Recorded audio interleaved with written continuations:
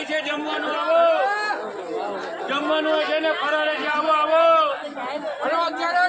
11 છે આવો આવો લાડવા છે રોટલા છે બધું છે આવો એમાં ગરમ ભજીયા ચા ખાતા જાઓ જય ગિરનારી બોલો આવો મને વાલા આવો આવો એમાં ગરમ ભજીયા ચા ખાતા જાઓ જય ગિરનારી બોલો આવો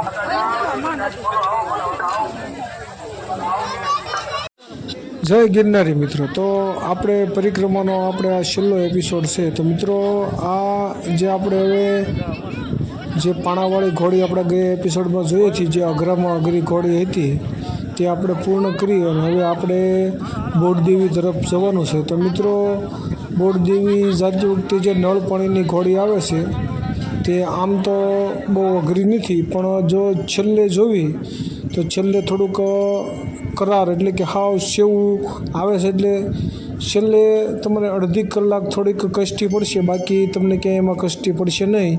તો મિત્રો ચાલો આ આપણે ઘોડી ચડી અને બોડદેવીના અન્નક્ષેત્રમાં લોકોએ કેટલાક તો અન્નક્ષેત્ર ખોલ્યા છે તે જોવી અને માણસોની સેવા કેવી છે તે પણ જોવી. આ મિત્રો આપણે શ્રવણની કાવડ છે જે જોઈ સીવી તે શ્રવણના મા બાપને જ્યારે યાત્રા કરાવી ત્યારે આ વડલા નીચે પોરો ખાધો હતો, તે આ શ્રવણની કાવડ કહેવાય છે, તે વડ છે. તો હવે આપણે આની પછી જે જઈ રહ્યા છીએ તે નળ પાણીની ઘોડી તરફ જઈ રહ્યા છીએ. તો મિત્રો આ જે દેખાય છે તે ઘોડી આપણે સંપૂર્ણ રીતે ચડી ગયા છીએ અને આ છેલ્લો ટાવર આવી ગયો છે અને આ ઘોડી પણ આપણે ચડી ગયા છે. હવે આપણે ખાલી ઉતરવાનું જ રહેશે, ઉતરી અને થોડુંક હાલશું એટલે બોડદેવી આવી જશે. અને અહીંયા આ ઘોડી બહુ સાંકડી એટલે કે રસ્તાનો બહુ સાંકડો હોવાથી અહીંયા પબ્લિકની ટ્રાફિક જામ બહુ જ ખૂબ જ થાય છે.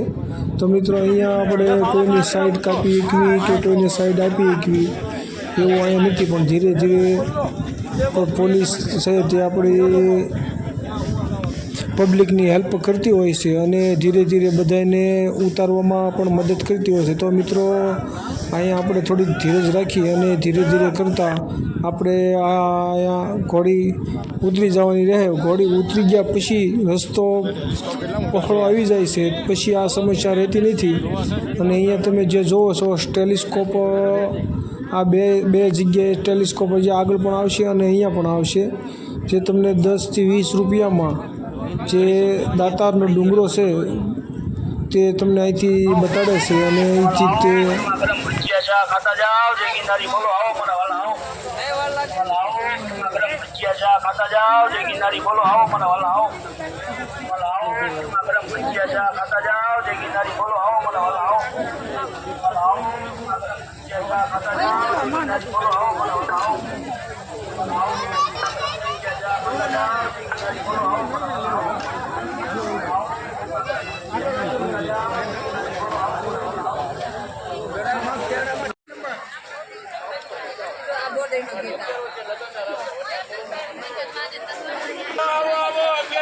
જમવાનું તૈયાર છે, આવો 11 ફરાળે છે, આવો ફરાળી છે જમવાનું આવો જમવાનું છે ને ફરાળે છે આવો આવો 11 છે આવો આવો લાડવા છે રોટલા છે બધું છે. તો મિત્રો આ પરિક્રમા દરમિયાન આવી જ રીતે તમને માણસો તાણ કરી અને અન્નક્ષેત્રમાં જમવા પ્રસાદી લેવા માટે લઈ જતા હોય છે. તમે જોવો છો તાણ કરીને લઈ જાય છે. જય ગિરનારી. તો મિત્રો તમારે માળવેલ ઘોડી સિવાય બીજે ક્યાંય તમારે પ્રસાદીની કે જમવાની તકલીફ પડતી નથી મિત્રો, ત્યાં પણ મળી રહેશે. પણ તમારે ત્યાં વેચાતું લઈ અને ફ્રૂટ ને લીંબુ શરબત ને એવું લેવાનું રહેશે, ત્યાં બીજું કંઈ મળે નહીં.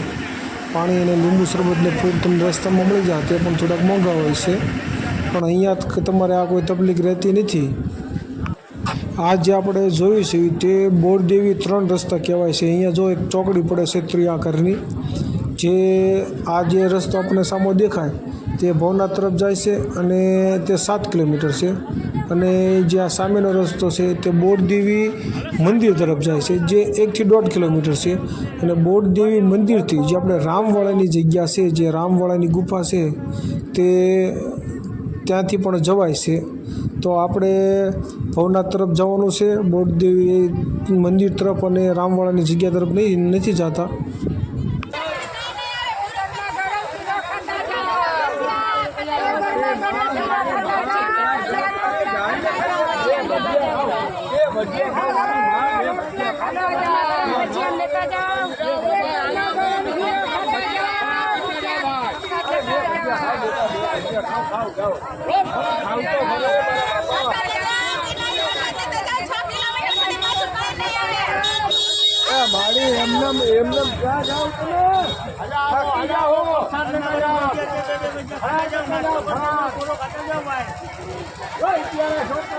ગરમ ભજીયા છે, બે ભજીયા ખાતા જાઓ, પોળો ખાતા જાઓ, નાસ્તો કરતા જાઓ, પોળો ખાતા જાઓ ભાઈ.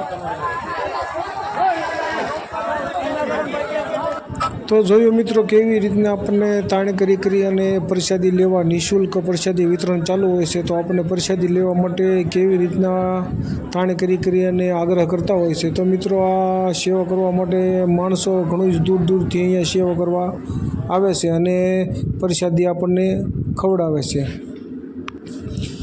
અને મિત્રો હા, તમારે બોરદેવીથી જો રામવાળાની જગ્યાએ જવું હોય તો તમે ત્યાંથી જઈ શકો છો. જે બોરદેવીથી 6 થી 7 કિલોમીટર રામવાળાની જગ્યા થાય છે અને ત્યાંથી પાછું રિટર્ન આવવાનું રહેશે. અને રિટર્ન બોરદેવી આવી અને આપણે ભવનાર તળેટીએ જ્યાં ઉતરવાનું રહેશે. તો મિત્રો આપણે ભવનાર તળેટી પાસે પહોંચી ગયા છીએ, તેનો ગેટ આવી જ ગયો છે. તો મિત્રો આપણે રામવાળાની જગ્યાથી અહીંયા પાછા આવી અને તો આ જ રસ્તે પાછું રિટર્ન આવવાનું રહેશે. અને તે રસ્તો ઘણો જ અઘરો અને ખૂબ જ ટફ છે. તો મિત્રો ત્યાં તમારે જવું હોય તો તમે જઈ શકો છો, પણ રસ્તો ઘણો થોડો અઘરો છે. તે આપણે પાણાવાળી ઘોડી નહીં, પણ બરખો રસ્તો જ તે પાણાવાળો છે. તો મિત્રો આપણે પરિક્રમા સંપૂર્ણ રીતે પૂર્ણ અહીંયા કરી છે. તો આપણે અહીંયા જે ગેટે બહાર નીકળવાનું છે તે ગેટે આપણે બહાર પહોંચી ગયા છીએ. આપણે જ્યારે ગિરનાર ચડવાનું હોય તે આપણે હમણાં આગળ જોઈશું કે ગિરનાર ચડવાનો ગેટ જે દાદરા છે તે અહીંયા આપણે સામે બાજુમાં જ છે. અને જે પરિક્રમાના જે આપણે પાછલા આ રસ્તેથી બોરદેવીથી આવી છીએ તેનો રસ્તો અને ગિરનારનો રસ્તો બે બાજુમાં જ હોય છે. એટલે અહીંયા થોડીક ટ્રાફિક આ પરિક્રમા દરમિયાન વધારે હોય છે. તો મિત્રો આપણે પરિક્રમા પૂરી કરી છે. જય ગિરનારી. તો મિત્રો જય ગિરનારી, હર હર મહાદેવ. તો આપણો વિડીયો કેવો લાગ્યો મિત્રો? સારો લાગ્યો હોય તો શેર કરો, ચેનલમાં પહેલી જ વાર હોય તો સબસ્ક્રાઈબ કરો અને આપણા આવનારા વિડીયોને માટે નોટિફિકેશન મળી રહે તે માટે બેલ આઇકનને દબાવો અને અલનું બટન દબાવી અને આપણા આવનારા વિડીયો જોવા માટે બેલ આઇકન દબાવો અને ચેનલને સબસ્ક્રાઈબ કરો. હર હર મહાદેવ, જય મહાદેવ.